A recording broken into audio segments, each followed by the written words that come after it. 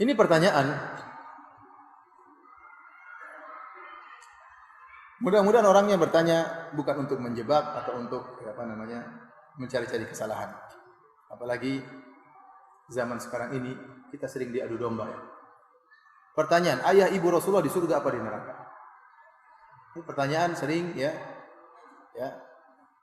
ditanyakan ya. Kalau orang mencari-cari kesalahan bisa menimbulkan adu domba. Namun saya ingin jawab ya, karena ini bertanya tentang ilmu. Saya katakan para hadirin hadirat yang dirahmati oleh Allah Subhanahu wa taala, bahwasanya kita sangat mencintai Nabi sallallahu alaihi wasallam. Dan kita sedih apa yang disedihkan oleh Nabi sallallahu alaihi wasallam, dan kita gembira apa yang digembirakan oleh Rasulullah sallallahu alaihi wasallam. Rasulullah SAW sedih tatkala dia minta izin agar memohon ampun bagi ibunya. Allah tidak mengizinkan. Dan kalau Rasulullah SAW minta izin untuk menziarahi ibunya, maka diizinkan oleh Allah Subhanahu wa taala. Kemudian juga tatkala ada seorang bertanya kepada Nabi SAW, di mana ayahku? Kata Rasulullah SAW, ayahmu di neraka. Kemudian ini dalam Sahih Muslim. Tatkala orang itu sedih, kata Rasulullah SAW, inna abi wa abaka finnar. Sungguh ayahku dan ayahmu di neraka. Taib. Masalah ayah ibu Nabi di neraka atau tidak masalah yang gaib. Maka tidak boleh kita mengucapkan tentang masalah ini kecuali dengan dalil, bukan pakai perasaan. Dan Rasulullah SAW telah jelaskan dalam Sahih Muslim bahwasanya ayahnya di neraka jahanam dan ibunya tidak diizinkan agar dia mohon ampun buat ibunya. Apakah kita berani melanggar perkataan Nabi SAW? Saya katakan memang ada sebagian ulama yang berusaha mentakwil hadis ini, mengatakan maksudnya ayahku dan ayahmu di neraka, maksudnya pamanku di neraka, yaitu Abu Talib misalnya. Tapi ini dibantah oleh Imam Nawawi rahimahullah. Imam Nawawi rahimahullah, ini apa yang saya sampaikan ini terdapat dalam buku Al-Minhaj Syarah Sahih Muslim. Imam Nawawi tegas dalam hal ini menjelaskan ayah dan ibu Nabi SAW di neraka jahanam. Oleh karenanya, di antara dalil yang menguatkan bahwasanya ayah dan ibu Nabi SAW di neraka jahanam, bahwasanya saya tidak pernah mendapati doa Nabi mohon ampun buat ayah ibunya. Antum pernah dapati doa Nabi SAW berdoa, Rabbi gufirli wali walidayya? Pernah? Ada atau tidak? Padahal sebagai anak yang berbakti, dia harus sering mendoakan kedua orang tuanya. Tapi saya tidak pernah menemukan Nabi berdoa, Rabbi gufirli wali walidayya. Yang ada dalam Al-Quran, Allah merintahkan kita berbakti kepada orang tua. Allah berkata, wa qur rabbirhamhuma kama rabbayani shaghira. Tetapi doa Nabi sendiri, antum baca buku hadis-hadis, tidak akan antum mendapati Rasulullah SAW mengatakan, ya Allah ampunilah aku dan ampunilah kedua orang tuaku. Jadi saya lebih condong kepada pendapat Imam Nawawi yang menjelaskan bahwasanya karena Rasulullah SAW menjelaskan kedua orang tuanya di neraka, maka kita ikuti perkataan Rasulullah SAW. Kita mendahulukan hadis daripada perasaan. Kita mendahulukan hadis Nabi, sabda Nabi daripada perasaan. Saya tidak berani mengatakan ayah Nabi di surga. Saya enggak berani. Nabi bilang di neraka.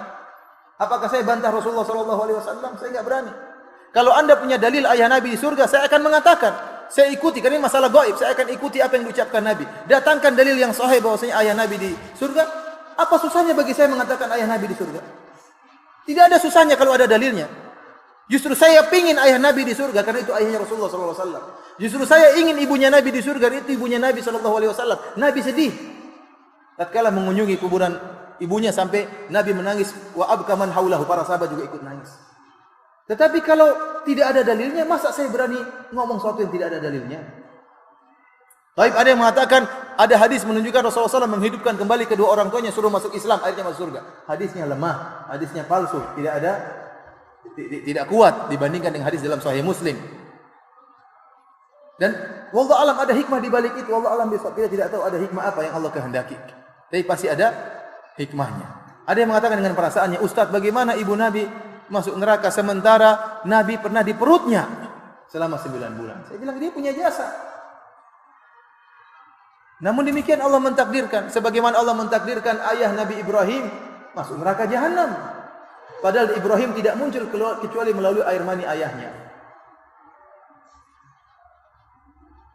Iya atau tidak? Kemudian saya sampaikan juga bahwasanya jasa Abu Talib lebih besar daripada jasa Ibu Nabi sekedar mengandung. Abu Thalib rela mati membela Rasulullah sallallahu alaihi wasallam sehingga tersebarlah dakwah tatkala itu. Namun tetap juga dia dalam neraka jahanam. Ada yang mengatakan, "Ustaz, bagaimana Anda memvonis Abu Bakar, ayah Nabi dan ibu Nabi di neraka?" Bukan saya yang vonis. Saya enggak berani vonis. Saya pingin ayahnya Nabi masuk surga, saya pingin. Saya pingin ibunya Nabi masuk surga. Tapi Rasulullah yang mengatakan demikian. Rasulullah SAW yang mengatakan demikian. Ada yang mengatakan dengan perkataan-perkataan demikian, namun saya katakan kita mendahulukan perkataan Rasulullah sallallahu alaihi wasallam. Kita mendahulukan perkataan Nabi sallallahu alaihi wasallam. Syubhat yang paling kuat dalam masalah ini kata mereka bahwasanya ayah Nabi dan ibu Nabi dulu di masa fatrah belum datang dakwah kepadanya. Dan Allah berfirman, "Wa ma kunna mu'adzibina hatta nab'atha rasula." Dan kami tidak akan mengadab satu kaum sampai kami mengutus rasul. Nah, ayah dan ibu Nabi belum ada rasul tatkala itu, bagaimana divonis neraka? Saya kata ini sudah dibantah oleh Al-Imam Nawawi.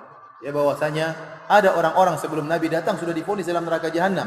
Contohnya Amr bin Luhai Al-Khuzai. Amr bin Luhai Al-Khuzai dalam Sahih Bukhari, Rasulullah SAW mengatakan, "Ra'aitu Amr bin Luhai Al-Khuzai yajurru qasbahu finnar." Aku melihat Amr bin Luhai Al-Khuzai menggeret ususnya di neraka jahanam.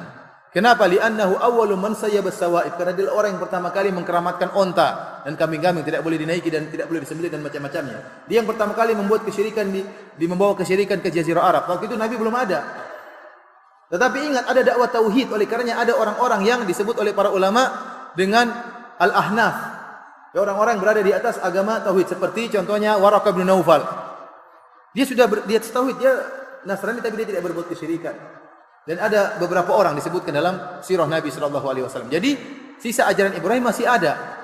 Dan Al-Imam Nawawi rahimahullah menjelaskan bahwa ini menunjukkan bahwasanya dakwah tauhid sudah sampai kepada kedua orang tua Nabi, namun mereka berdua tetap di atas kesyirikan. Buktinya Rasulullah SAW vonis mereka berdua di neraka jahanam. Wallahu a'lam bishawab. Ini ilmu yang saya sampaikan, yang saya pahami. Nah, kalau ada orang mengatakan ada pendapat yang lain, silakan ada pendapat yang lain, ya. Dan saya berharap pendapat tersebut lebih bagus dari pendapat saya yang menyatakan Nabi, ayahnya dan ibunya di surga. Saya ingin ayah dan ibu Nabi di surga. Namun saya tidak bisa berbicara dengan hawa nafsu, saya harus ikut dalil. Kalau ada dalilnya saya akan ikuti. Kalau enggak, saya tetap kembali kepada sabda Nabi sallallahu alaihi wasallam. Wallahu ta'ala alam bishawab.